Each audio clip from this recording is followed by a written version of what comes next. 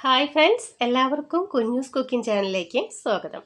ഞാനിന്നിവിടെ Oreo biscuit വെച്ച് എങ്ങനെ ഒരു ഓറിയോ ഷേക്ക് തയ്യാറാക്കാമെന്നതിൻ്റെ റെസിപ്പി ആയിട്ടാട്ടോ വന്നിരിക്കുന്നത്. അതിനായിട്ട് 2 പാക്കറ്റ് പാല് ഒരു 6 മണിക്കൂർ ഫ്രീസറിൽ വെച്ചൊന്ന് തണുപ്പിച്ചെടുത്തതാണ് കേട്ടോ അത്.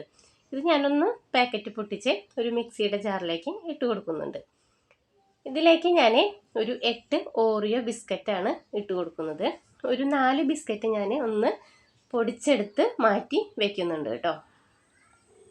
ഇതിന് ശേഷം ഞാനൊരു 8 ടീസ്പൂണ് പഞ്ചസാര ആഡ് ചെയ്ത് കൊടുക്കുന്നുണ്ട്. 2 ടീസ്പൂണ് ബൂസ്റ്റ് ആഡ് ചെയ്ത് കൊടുക്കുന്നുണ്ട്. നല്ലതുപോലെ കട്ടയില്ലാതെ ഞാനൊന്ന് അടിച്ചെടുക്കുന്നുണ്ട്. ഇനി ഞാനിത് ഒരു ഗ്ലാസ്സിലേക്ക് മാറ്റാം. ഇതിലേക്ക് ഞാൻ കുറച്ച് കപ്പലണ്ടി, കുറച്ച് കാഷ്നട്ട്, പിന്നെ ബൂസ്റ്റിൻ്റെ പൊടി ഇട്ട് കൊടുക്കുന്നുണ്ട്. അതുപോലെ തന്നെ അടിച്ച് വെച്ചിട്ടുള്ള ഓറിയോയുടെ ബിസ്ക്കറ്റ് പൊടി ഇട്ട് കൊടുക്കുന്നുണ്ട്.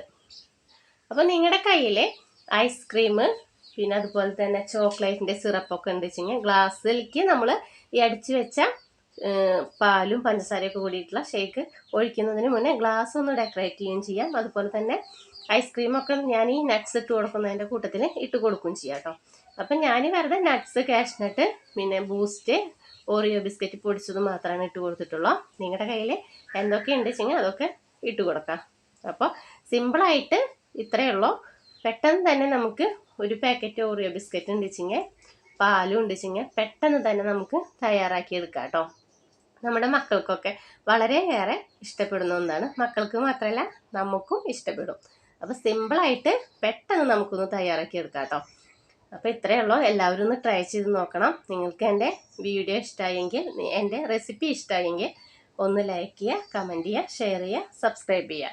Okay, thank you.